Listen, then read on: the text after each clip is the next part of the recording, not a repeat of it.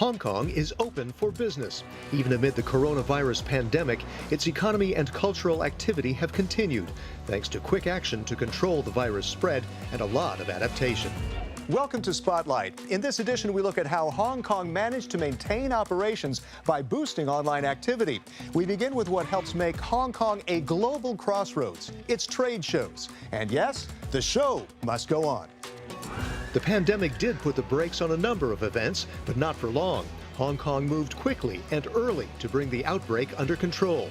With only about 1,100 people infected and less than 10 fatalities as of June, in a city of 7.5 million, Hong Kong forged ahead.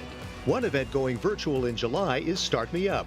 Usually a bustling conference connecting startups and investors, it's going online.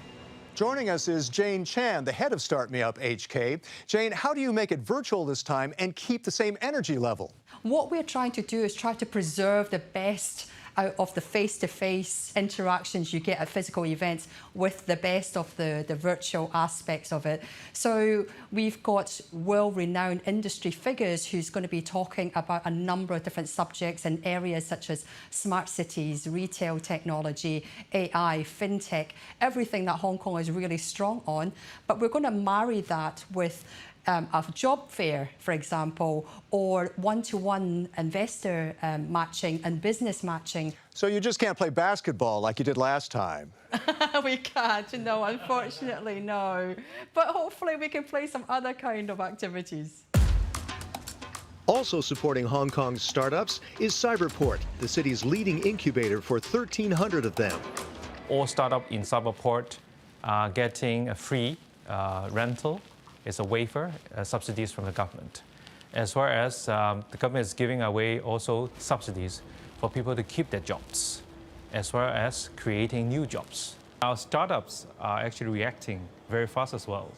Indeed, they actually come up with a lot of solutions that helped Hong Kong. One startup from Cyberport that is well positioned to help organizers adapt to the pandemic is Eventxtra. It's organized thousands of on and offline events for leading companies like Alibaba, Siemens, and Honeywell. We're now with one of the founders of Eventxtra, Soom Wong. Soom, why do you call this a golden moment for Eventxtra?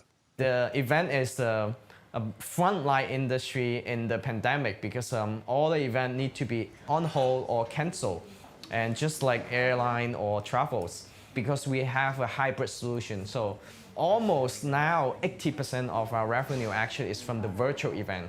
And I would say the total revenue for Eventxtra actually jumped more than 300% during this pandemic time.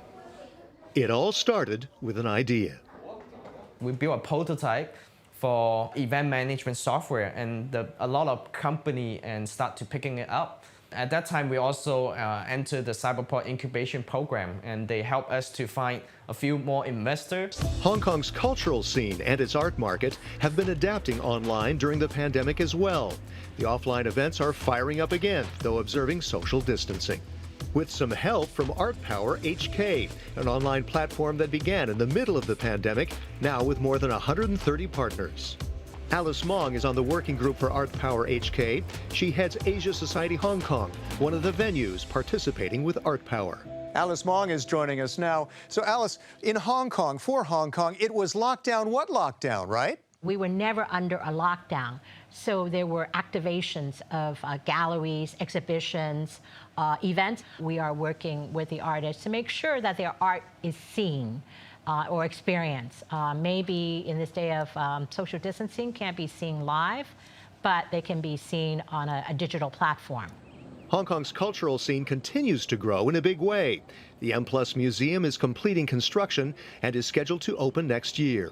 It's the latest addition to the sprawling West Kowloon Cultural District, built from the ground up. Every year we have something coming up that's celebrating art and the voice of artists, and that's what's so exciting about Hong Kong's art ecosystem today.